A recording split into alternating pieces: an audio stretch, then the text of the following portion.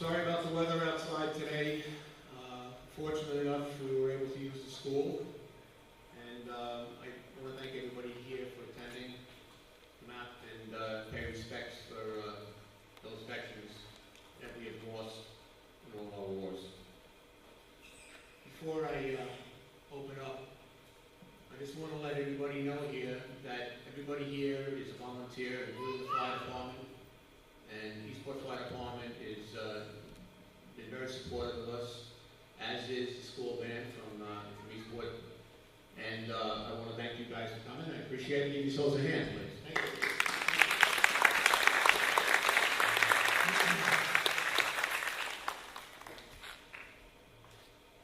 Color guard? Say again? Did not line up yet. Okay. Fire department brought so many people, they haven't lined up yet. I'm coming in now. All right, want to go ahead and line up, please?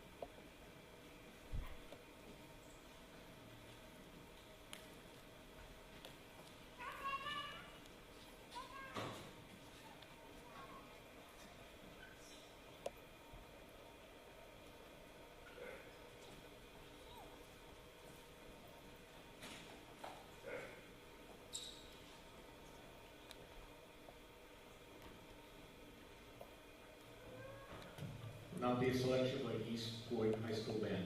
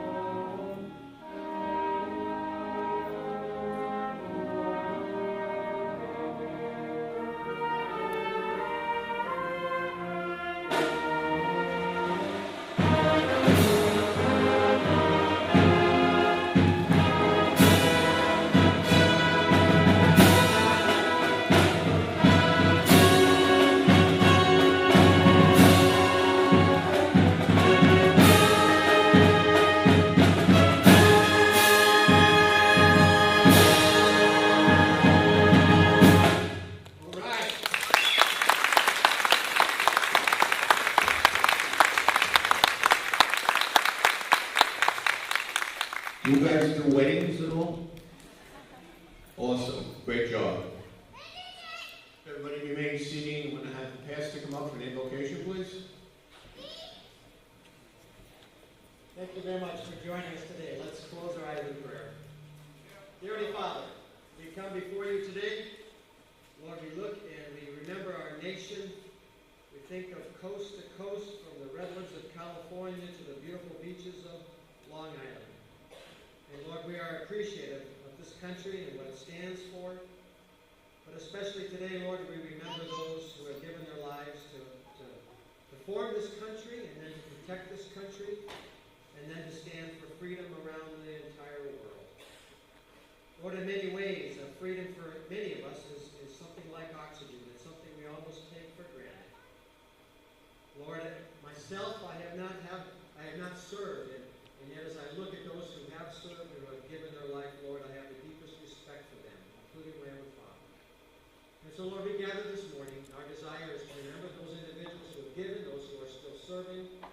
Lord, we desire to remember the families who have lost a loved one. And we give this time to you. We are thankful for what you have done on there and through them in order to bring us a land that is free. May we give you the honor and glory this morning. In your precious name, amen.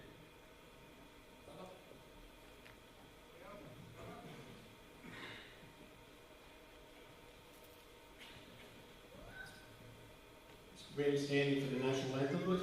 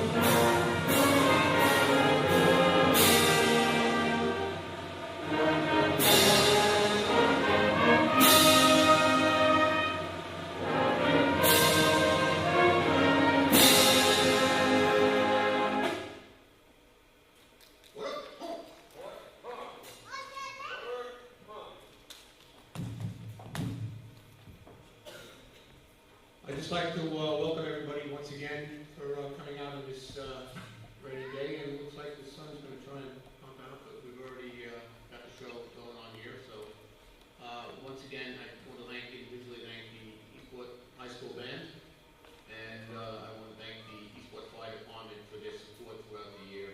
We've got a golf tournament coming up, guys. Don't forget, so keep that in mind. Without further ado, I'd like to introduce our guest speaker today. Our guest speaker is a combat era veteran of the Vietnam War. He served in the United States Marine Corps. And it's my proud pleasure to introduce my brother, Alan Reck.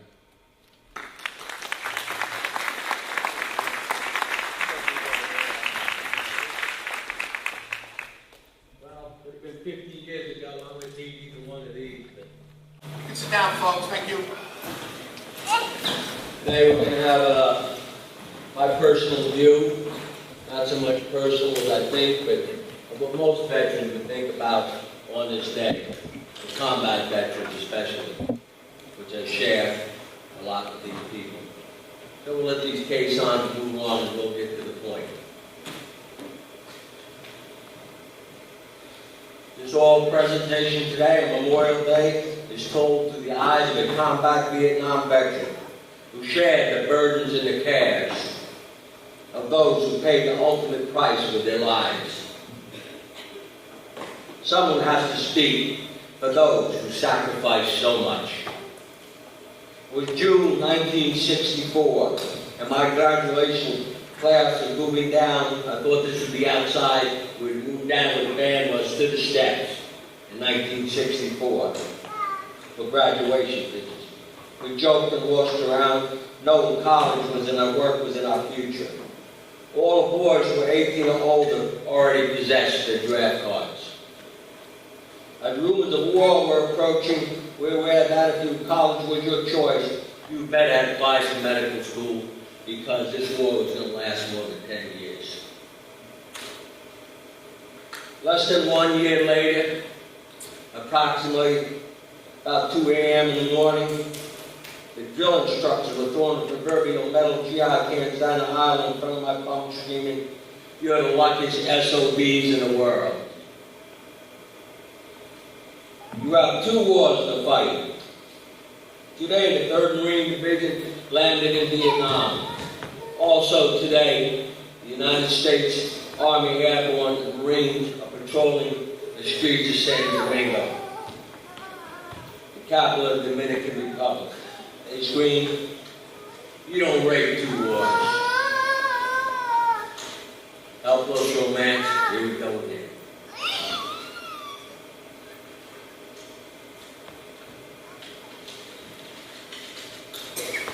Gotta fumble through this stuff, you know. I was in the infantry 3 years, combat engineers 1 year. Friends had been made, loyalties developed.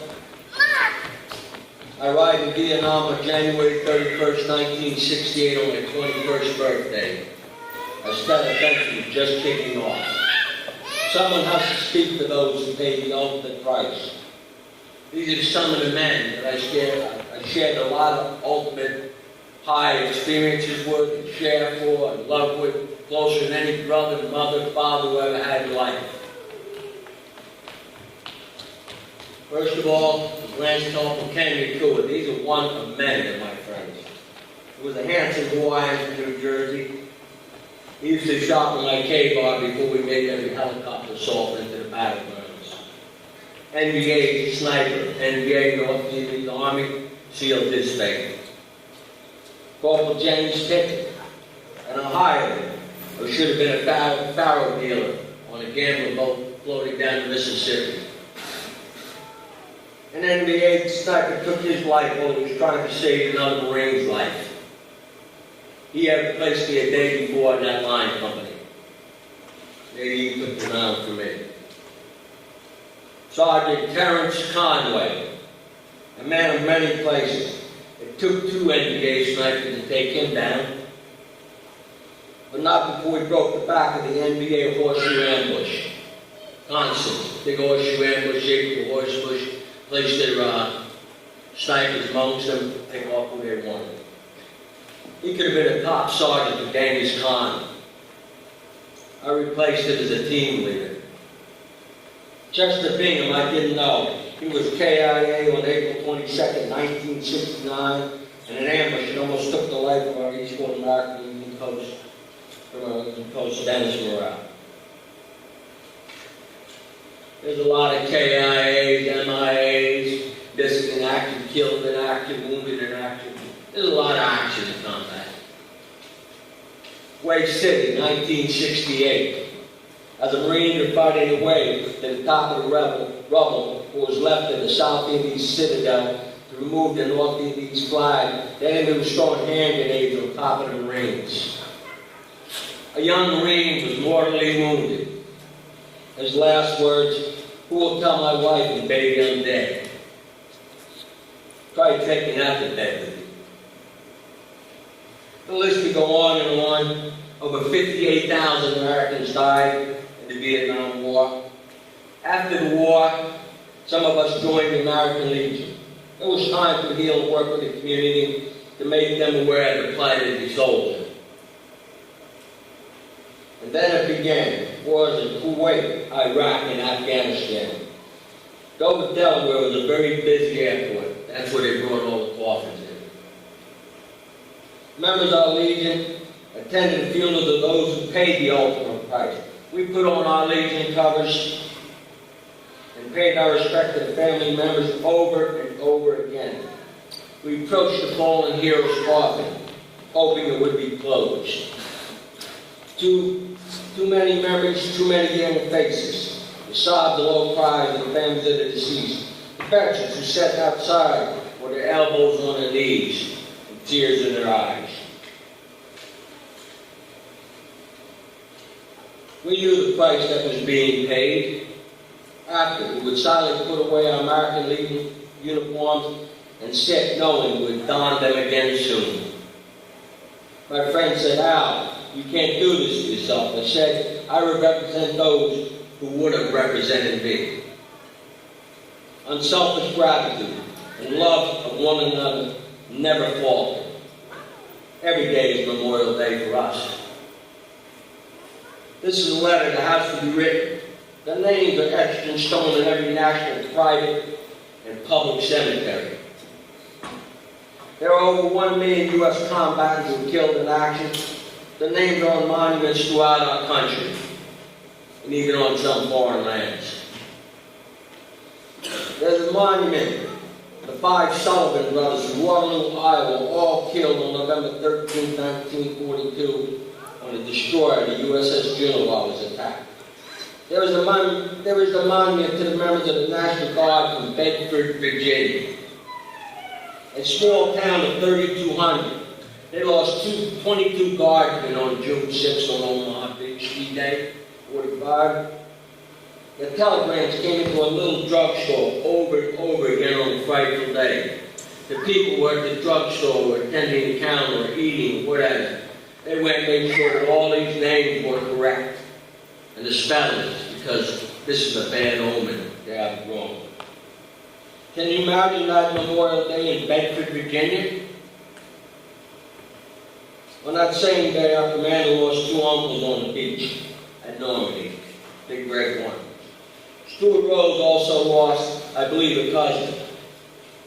It was World War II airman. Hank, one of our members, lost an uncle who was named after him. He still gets to visit him on his birthday. By the way, it's Hank's birthday today, Memorial Day. How could we forget it? We also remember 2 local Medal of Honor winners. Michael Murphy from Patchogue, the Navy SEAL. Garfield Langhorne from Riverhead. Names are etched in stone. Garfield was a member of the 1st Cav. The American Legion also honors our Blue Star mothers. Each family that members serving in combat is given a small flag with a blue star.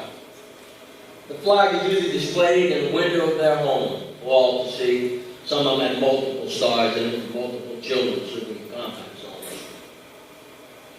Our Gold Star mothers display a flag with a gold star which represents the combat death of each loved one. Our County American Legion hold a grudge for these parents. We as attendants support these parents. Sometimes I feel like I'm walking on eggshells. Our support for those who paid the ultimate price never wanes. The end of this presentation is nearing. The untold story of these heroes bypassed any single branch of the service, bypassed any war time or date is written in eternity. I think it was best put when General Douglas MacArthur gave his farewell speech.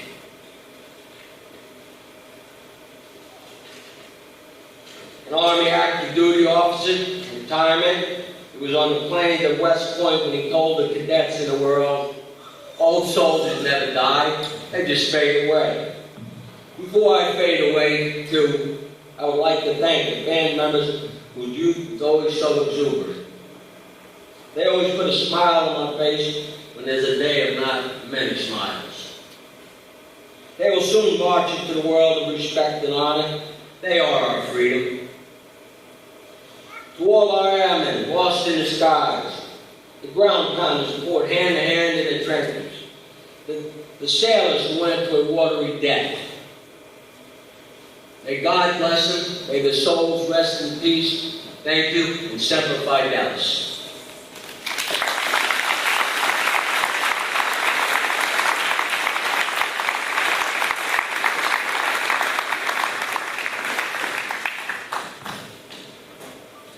Very moving now, very moving. And for those of us who have been in combat, when he's talking about brotherhood, he's Smoking Gun Brotherhood. He's right on the 20. I'd like to let everybody know that we placed a wreath as a tribute to our war dead. It was placed in front of the school. It was presented by Carl Walker on behalf of the American Legion. And we do that every year, as we do go up to the cemeteries, and we try to make veterans' families' days a little easier. And just a little touching on what Al said. Back in the Vietnam War, when you were killed in action, a taxi cab would pull up to the parents' house, and the taxi cab would come out, the taxi cab driver would come out and have a Western Union telegram. You knock on the door, unknowingly what was behind the door, people opened up the door and he said, "Here, I have a telegram for you." Upon opening the telegram, it stated that, "On behalf of the United States of America, we are sorry to let you know that your son has been killed in action on such and such a day." Signed, Secretary of Defense, whoever it was at the time. And that was all that the veterans got, the veterans family got. Actually, they were active duty at the time. So what I say to you is picture yourselves up there, sitting in the stands here, having somebody knock on your door and telling you of a loved one had passed away with a Western Union telegram. After much fighting by veterans groups, it was changed where cadre, that means either an officer or a sergeant, would go to the family of the member that was killed, knock on the door, sit down with them, talk to them a little bit about what happened, escort their bodies to a body from Dover Air Force Base, which is the mortuary center, and personally hand over any artifacts that were left over on that person at the time of his demise. On my right wrist, I wear a bracelet. Chester Bidham was my boyman in Vietnam. And we had just made an ambush, and we're well outnumbered. We were in a group of 6. I'm running to the helicopter. I was in front of Chester. He was the last man on the wood helicopter. He took a shot to the back of the head. He died when he wanted to. In closing, I'd like to go over a speech that was given by a Army infantryman from the 196th Infantry Brigade, later turned on to the priesthood, became a priest. It's called Bury Me with Soldiers. I played a lot of roles in life. I've met a lot of men. I've done some things I'd like to think I wouldn't do again. And though I'm young, I'm old enough to know someday I'll die. And to think about what lies beyond, and besides whom I would lie. Perhaps it doesn't matter much. Still, I had my choice. Still, if I had my choice, I'd want a grave amongst the soldiers. When at last, that quells my voice. I'm sick of the hypocrisy, of the lectures by the wise. I'll take the man with all his flaws, who goes through the sacred that dies.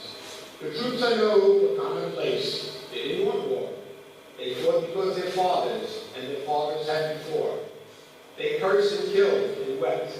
God knows, they're easy to dry. But bury me with men like these. They faced the guns and died. And it's funny when you think, the way we got along. We come from different worlds. To live in one, where no one belongs. I didn't even like them all. And I'm sure they didn't all agree with me. Yet I would give my life to thee. I hope some would for me. So bury me with soldiers, please. Through much wine they may be. Yes, bury me with soldiers, for I miss their company. We will not soon see the likes of them again. We've had our fill of war, but bury me with them like them, till someone does more.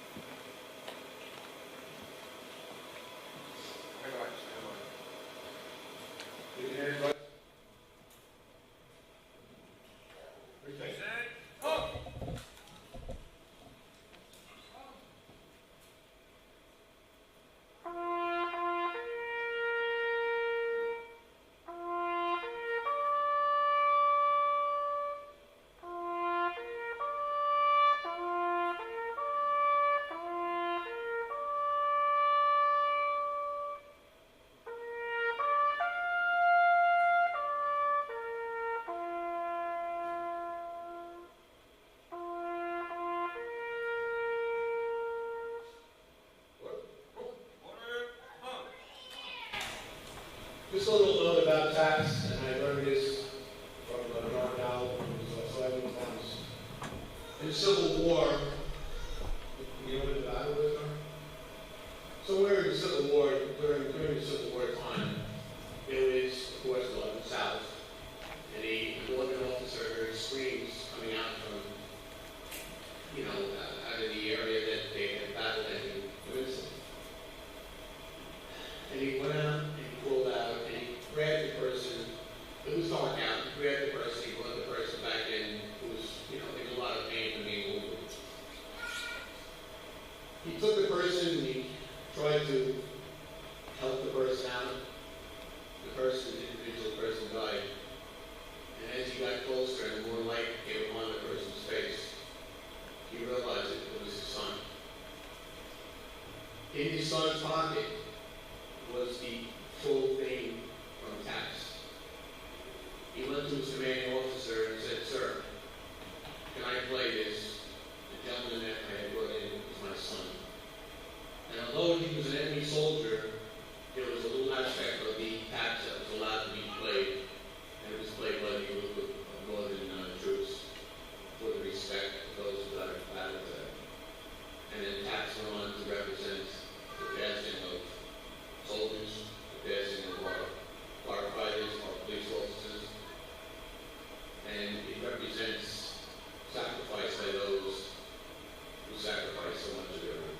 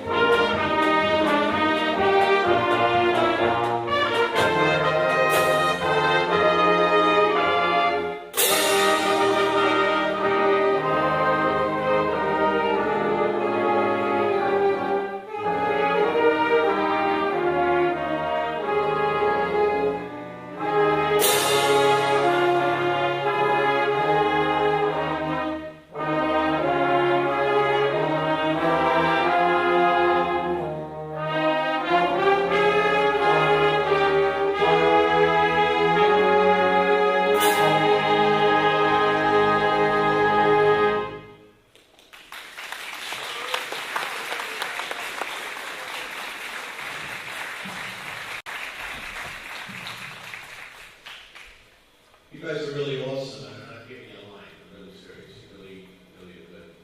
And I really appreciate you coming.